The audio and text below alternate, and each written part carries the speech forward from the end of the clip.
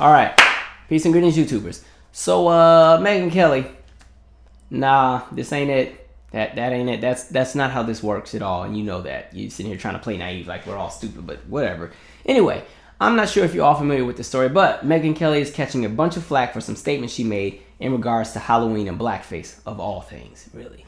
I know. So anyway, if you remember, Megyn Kelly used to be over at Fox News, and she left Fox News, came to NBC. NBC shelled out like $20 million, okay, so she could be in the seat, which also meant they had to push out Al Roker and Tamron Hall from their segment that they used to have at the Today Show. So now they got rid of that segment, gave Megyn her own segment at the Today Show, and here we are today. So anyway, Megyn Kelly's on her show. They're doing their little talk. She has a whole little panel of like 3 or 4 people. They're talking about Halloween.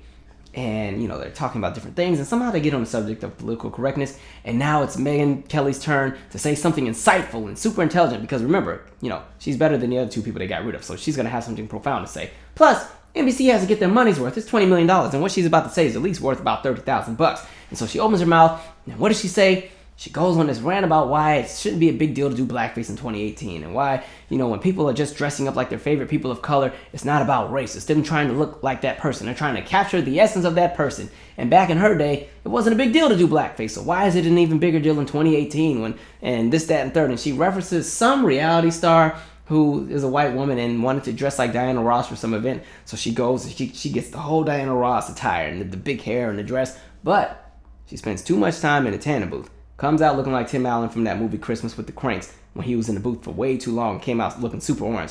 Kind of like Christina Aguilera back in like 2003, 2002 during that strip there. One of the music videos, remember she was like really, really like almost orange. That video with Lil' Kim, I was like, Christina, what you doing? But anyway, and so that woman caught a bunch of flack because they said that she was doing blackface. But anyway, getting to my point. Of course, Firestorm hits. Megyn has to apologize because NBC pulls in, you know, the damage control. The PR comes in, does what they need to do because nobody wants to lose sponsors for their show. And so Megyn apologizes, and here we are today. And so here's my thing. You know what I find funny? Because she kept trying to play naive, like she didn't understand why it was such a big deal. But you know what I find funny? People like Megyn Kelly, they like to selectively pick and choose when they want to be colorblind. They want to be colorblind when it's convenient for a narrative that they're trying to push. You know what I mean? They'll be the main ones talking about their colorblind, be the first in line to go buy some body paint and paint themselves black. You know what I mean? Speaking of that, where y'all be getting the paint from anyway? I didn't even know that was a thing. Like, are y'all using like actual paint from Crayola, or does Michael's Craft Store got a section for body paint where you can go paint yourself a different race? I'm just asking. I just want to know for those of you who do it.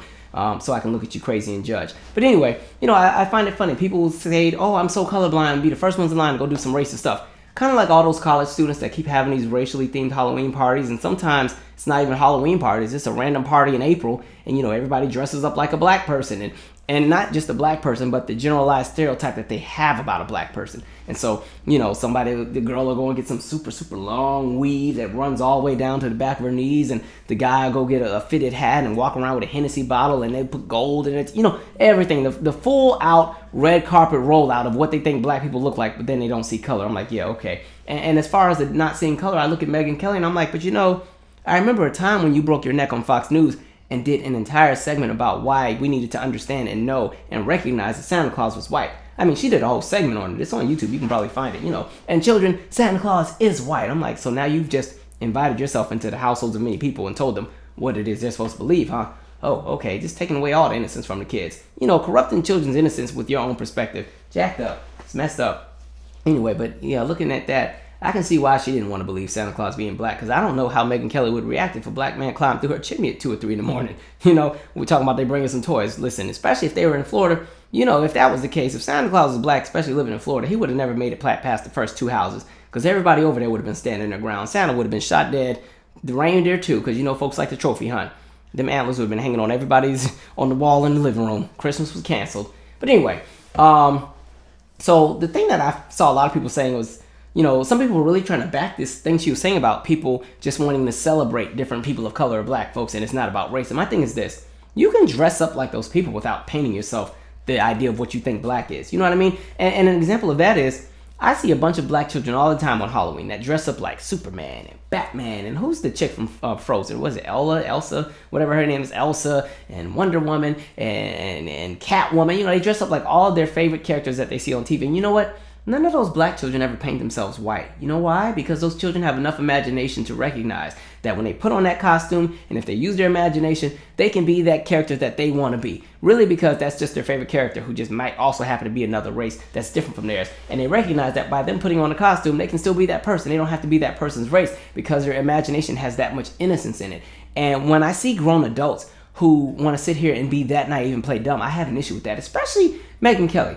I could see if Megyn Kelly was 15 years old, and in this day and age, they're not really teaching things in schools the way they used to, especially when it comes to race. So I can understand why maybe a 15-year-old wouldn't understand why that was inappropriate. Maybe because that was something they never even heard of. But Megyn, you're 47.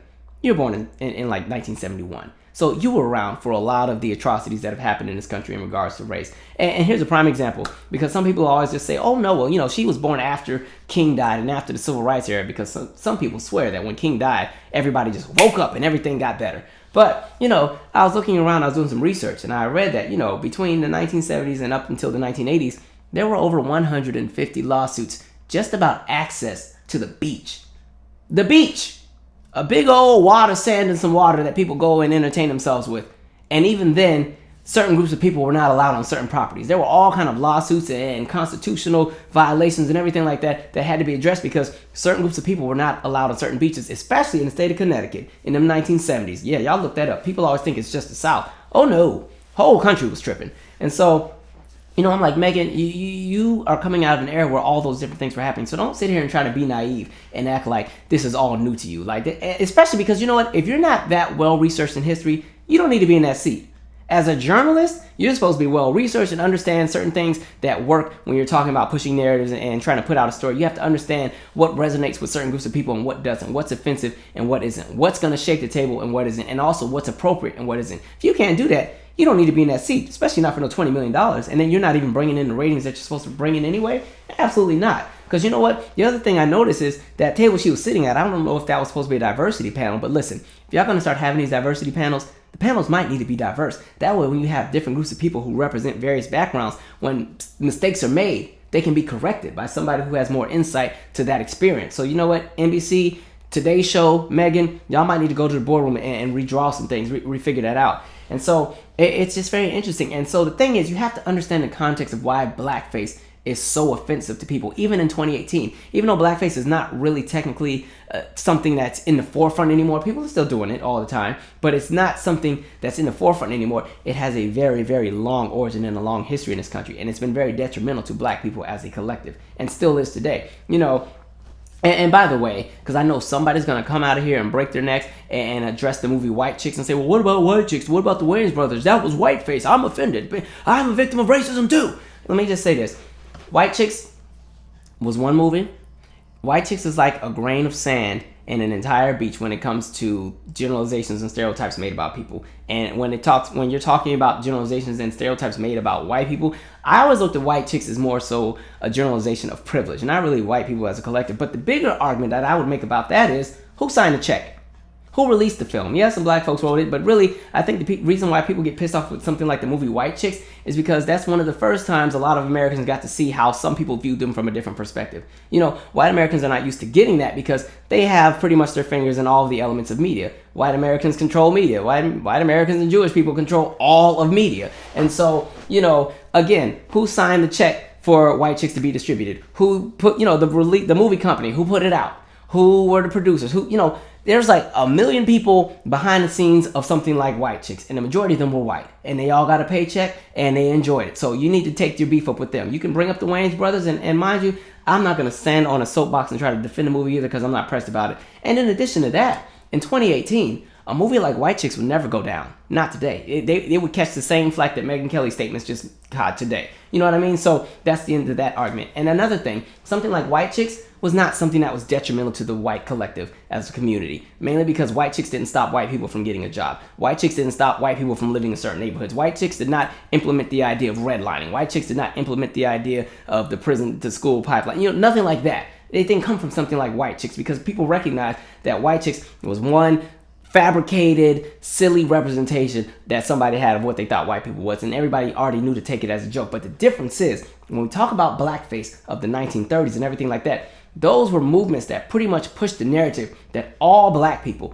were uneducated, unintelligent, animalistic, barbaric, feral, dangerous, sexual predators, and even when you just look at how they present it, because the thing about, blackface was usually it was white people dressed in extremely dark paint, and they'd have these big giant white lips, making them look like monkeys, making them look like baboons and buffoons and everything like that. And even today, that monkey narrative still follows black people. We saw what happened with the governor candidate Gillum, and how they had the robocalls, and in robocalls there were the monkey sounds being made. And you've seen a million memes of Michelle Obama where her face is morphed into a monkey. You just saw Roseanne lose her job over the monkey statement. So stuff like that is still following black people today. And those images were put out there to push the narrative that black people were all inferior to the superior race of that time, which would have been white people through the eyes of white people. They felt that they were superior, and so they pushed that narrative. And that was throughout all of the media. That was in books. That was in history lessons.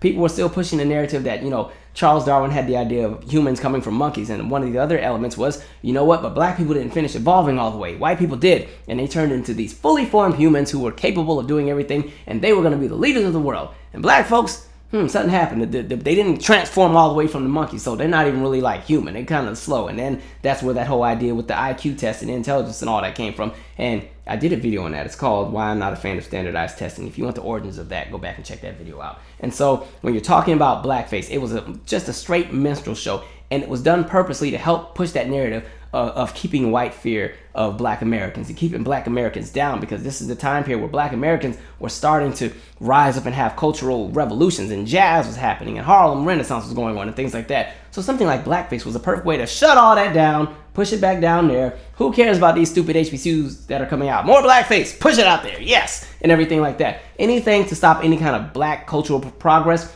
blackface was that. That's what it was there for. You know what I mean? And it wasn't just blackface. It was pretty much the imaging that black people always had on television. You can bring up a show like The Little Rascals, which is a great example. And I'm not talking about the nice little cute remake from the 1990s when we were kids. I'm talking about the original Little Rascals from the 1930s. Go back and look at the character Buckwheat.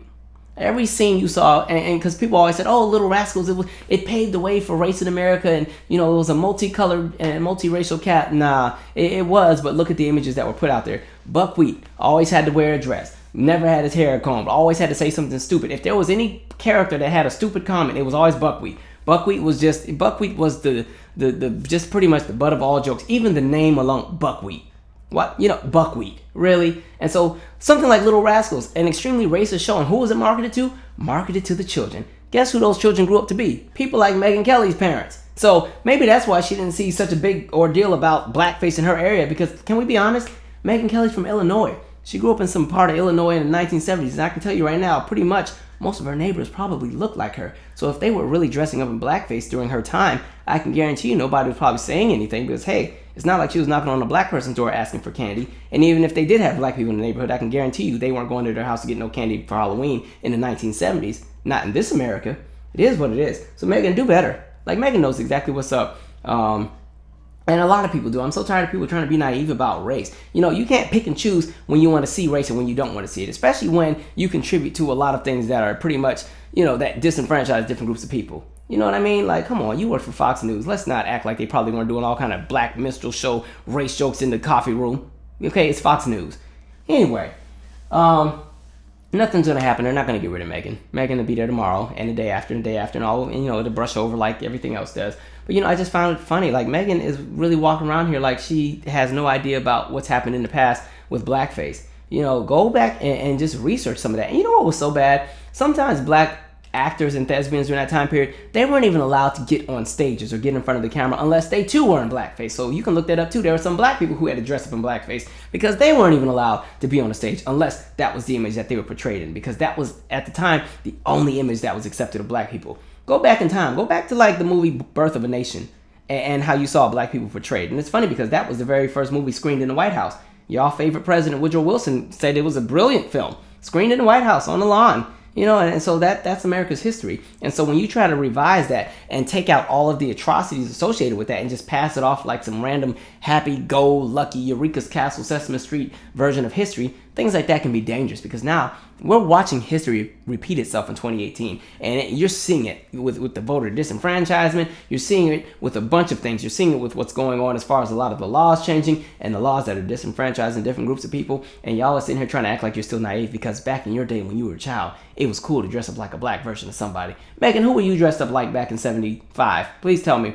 Were you Cleopatra? Well, Cleopatra wasn't out yet. I'm talking about the movie. Okay, not the Elizabeth Taylor remake. I'm talking about the actual movie with the blaxploitation version. I don't know who were you. Coffee in '79, Megyn Kelly. Were you Cleopatra or Christy Love, Foxy Brown? I'm confused. Who are you dressed up as? Let me know. Anyway, I'm out. Subscribe.